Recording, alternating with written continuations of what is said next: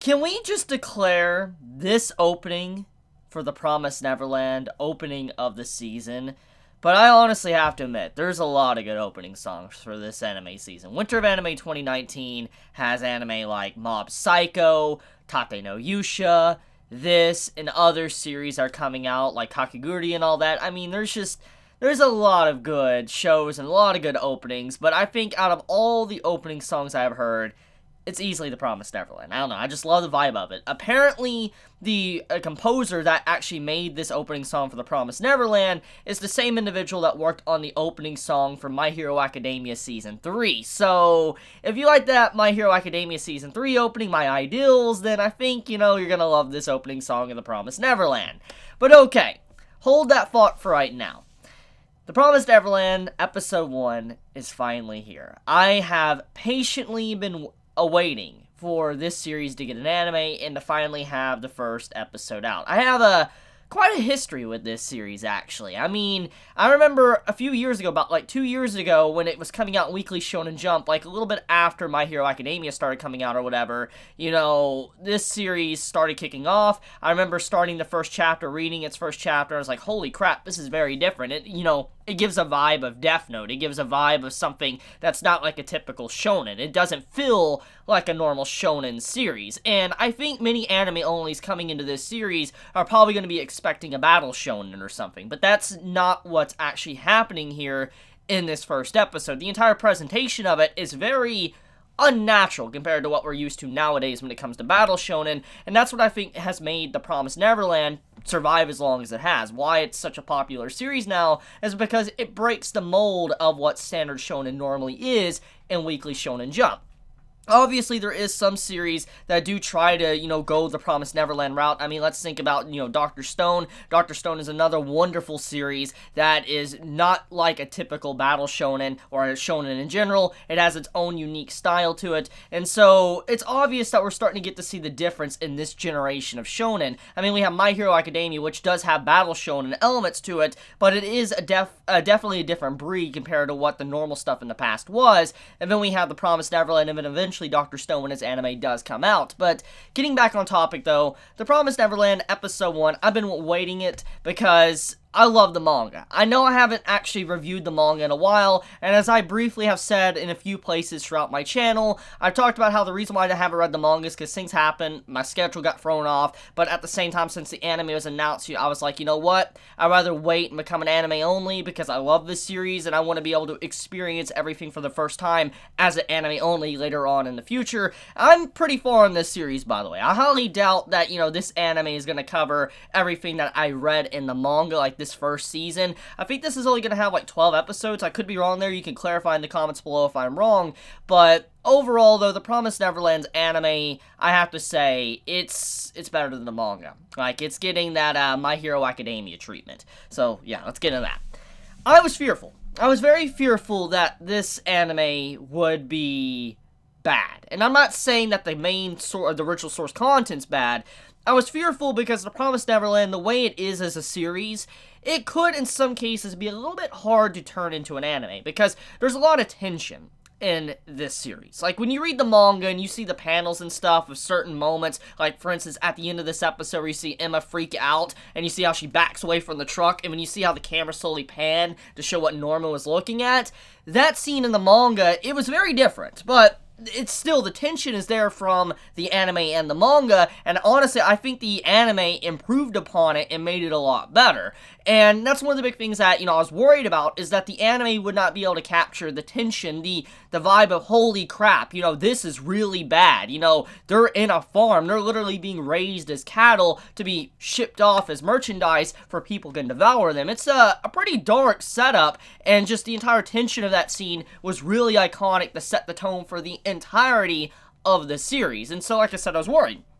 But obviously, after watching this first episode, I'm not really worried anymore. I mean, they perfectly adapted the first chapter of The Promised Neverland. I mean, I think, yeah, this entire episode was chapter 1, and they might have gotten, like, maybe a few pages into chapter 2, but even then, though, they have just done a really good freaking job with this first episode, and I cannot commend them enough for how high quality this is. So, just as an FYI, if you're an anime only and you're wondering, do you need to read the manga? Doesn't look like you're going to need to read the manga. If they keep up the quality like it was in this first episode, and they adapt it like they did in this episode for the remainder of the episodes, then you won't need to read the manga. It will be the My Hero Academia situation, where the anime is better than the manga. The manga is still good, obviously, it just... the anime's so much better because the voice acting, the tension, the way it's adapted, it makes it so much better. So, yeah. Anyways, let's talk about the overall theme and what makes this such an interesting series compared to everything else that was in Weekly Shonen Jump, or is in Weekly Shonen Jump right now. What made this so interesting is that our characters, our entire cast, are in a farm. And it raises many question marks in your head. If you're an anime only, or if you're just starting the series in the manga, it raises questions. Okay, you're like, they're all on a farm. What happened to humanity? Is humanity still alive? Well, what are these creatures? What are these demons? You know, what is the mama that's taking care of these kids? You know, is she in like a trade deal with them or something? You know, what's going on with, you know, all these kids? Like, when they have themselves stuffed into a jar, obviously they're being sent out as merchandise and possibly devoured, but what's the whole purpose of this? I mean, why do they need this? You know, humans. I mean, why is this adult allowing this to happen? You know, is she not having any humanity? Is she a demon in disguise and, like, you know, a wolf in sheep's clothing? There's a lot of questions that you can get from this scene, and it just makes you wonder what's really out there, what's going on. Is this really Earth they're on? Are they on a different planet? Is this sci-fi? Is this fantasy? You're left with so many questions with the conclusion of this episode, and that's what makes The Promised Neverland so interesting. It gets you thinking. And also what's really cool is that our characters, kind of the way you can look at this from a different angle, our characters being in a farm is very similar to what we do in our industry when it comes to raising cattle, chickens, whatever. It's very similar.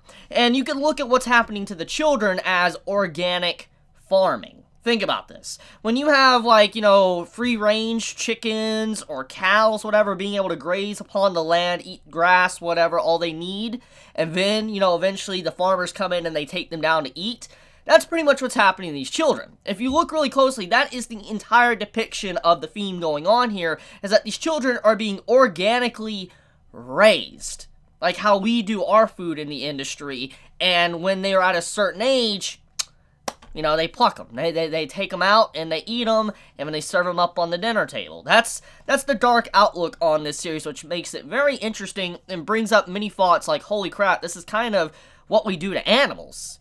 And it's kind of like putting these animals with real emotions on their face, because, you know, these are human beings that are being treated like literal cattle. So yeah, it's pretty dark.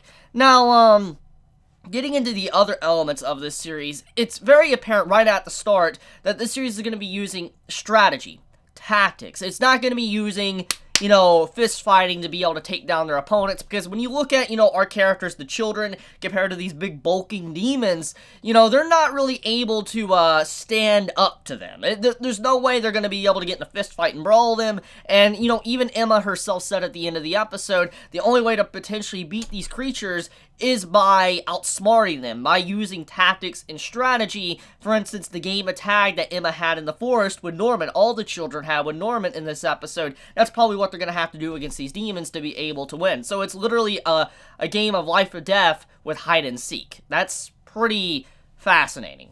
So yeah, I have to say, The Promised Neverland Episode 1 met all my expectations. It captured everything I love about the manga's first start, like the first chapter, and I think many can agree with me that this is definitely going to be a hell of a ride on our hands, because if this is anything to go on after seeing this first episode, this is probably going to be potentially anime of the season. Like, I mean, I know there's a lot of good stuff, Tate no Yusha, Mob Psycho Season 2, Kakegurui, and then other series like Dororo. I mean, there's a lot of good stuff here. I'm not going to put any of these series down, but I will say The Promised Neverland has so much potential to easily just take away this entire season, because if they really extend upon what made The Promised Neverland so good, especially its first arc, then this is going to be an amazing journey. And I'm so excited to see Anime Only's reaction to how they feel about certain scenes that happen, certain character reveals, to the setup and foreshadowing, which, by the way, I love and respect the fact that they had so much foreshadowing in this first episode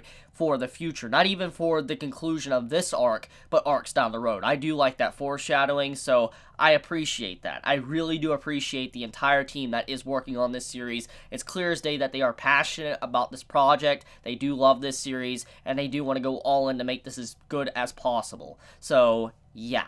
Let me know your thoughts in the comments below, how you felt about this first episode of The Promised Neverland. Did you think it would be this good? You know, I want to ask you manga readers. I'm a manga reader too, but I'm just asking you guys. I want to ask all the manga readers out there, how do you feel about this anime adaptation? Do you think it's the My Hero Academia situation? It's better than the the manga, like the anime is better. And you anime onlys out there, how do you feel about the series? Do you think that this could be potentially the anime of the season? Do you think this might be able to rival iconic giants that are a part of this season, or even a part of this year, like another season of My Hero Academia? Do you think that this is worthy to stand amongst, the new generation of shonen, for instance, My Hero Academia, Dr. Stone, and now this? Do you think this is the beginning of a new era, at least of anime shonen?